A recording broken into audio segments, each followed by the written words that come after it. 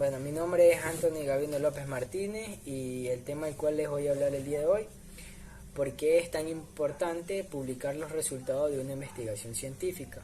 Bueno, la difusión de la investigación científica a través de los artículos, presentaciones y conferencias, entre otros mecanismos, es importante porque, como es generalmente aceptado, no existe una investigación inédita. De esta manera, algunos expertos creen que el estudio va más allá, sugiriendo que no termina cuando el lector entiende el artículo. Es decir, no basta con publicar, es necesario que la audiencia comprenda claramente el contenido el cual va a proyectar esta investigación, el objetivo el cual vaya a tener esta investigación. Bueno, en la práctica la investigación que mejor comunica sus resultados es la más útil, en este caso es la que más se va a utilizar, por lo que comunicar los resultados es una prioridad. La importancia de la publicación científica se puede resumir como un aporte constructivo, colectiva, para los conocimientos a los nuevos investigadores que... Buenas ingenieros, pues continuando con la exposición, pues ahora tenemos los resultados de una investigación. Para esto hay que tener en cuenta que no siempre se debe informar de todos los resultados obtenidos, sino que se deben considerar los más relacionados con lo que es la hipótesis. Los resultados deben incluirse independientemente si apoyan o no apoyan a la hipótesis postulada.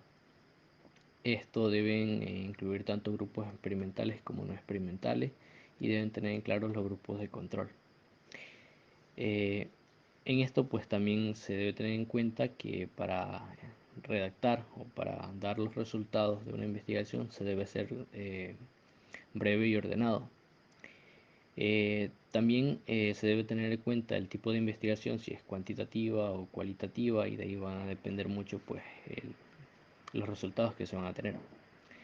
Debe estar sometido a lo que son las pruebas de hipótesis y bueno, porque hay casos en los, bueno, hay estudios en los que se debe tener en cuenta que la hipótesis se vaya a confirmar o se vaya a hacer una investigación correlacional con respecto a la hipótesis para ver si eh, una hipótesis influye en la otra. Otro punto a tener en cuenta pues es que este debe estar escrito en tiempo pasado y obviamente pues también se describen sobre eventos pasados o cuando uno hace una revisión de la literatura pues va a describir lo que ha sucedido con respecto a con determinado tema para dar resultados viables.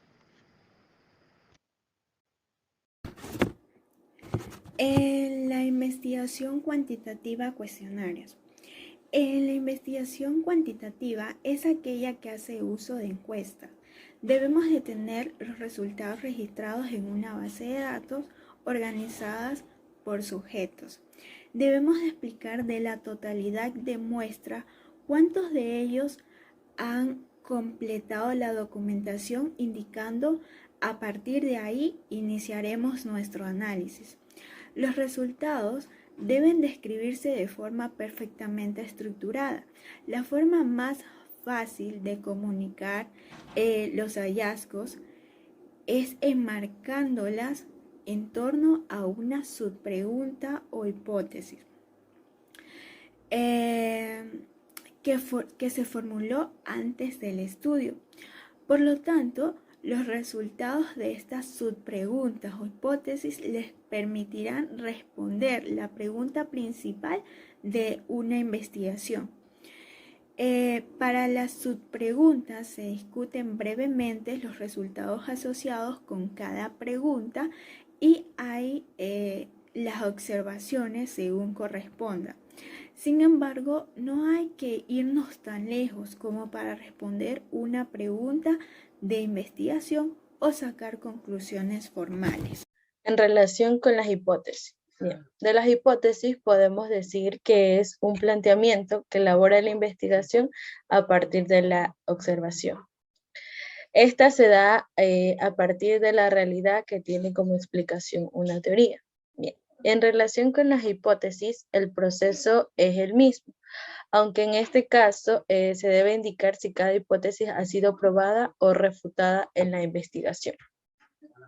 Bien, además de esto se pueden incluir lo que son tablas o figuras como gráficos, pero solo si se reflejan los resultados y agregan valor.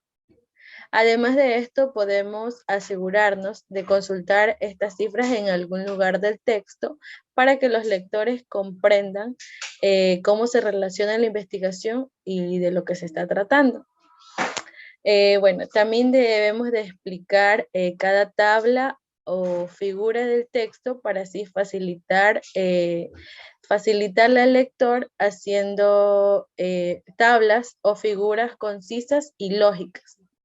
De esta forma, una vez redactada, debemos de revisar el apartado completo para asegurarnos que dé respuesta tanto a la investigación como a las subpreguntas e hipótesis que hemos planteado.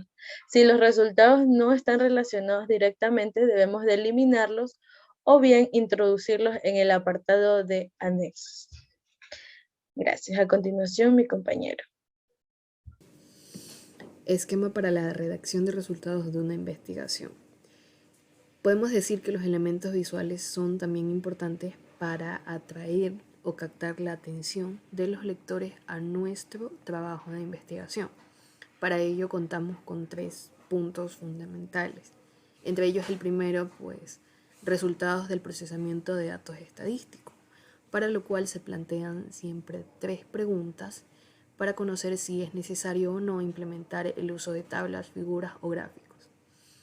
Con ello, la primera pregunta, pues, ¿hay algún dato que los lectores puedan o necesiten ver como un elemento visual en lugar de un texto? ¿Complementan sus figuras el texto y no solo se repiten lo que ya se ha indicado? ¿Se ha puesto datos en una tabla que podrían explicarse fácilmente en el texto, como estadísticas simples o valores?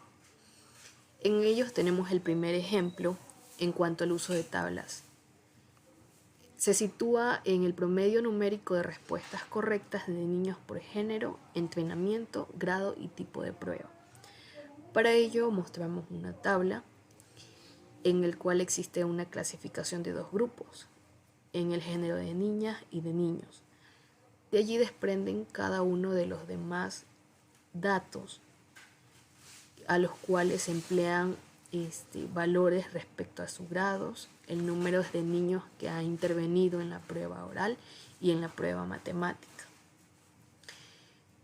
Y así podemos esclarecer y delimitar una organización mucho más acertada respecto a lo que se desea comunicar en nuestro trabajo de investigación.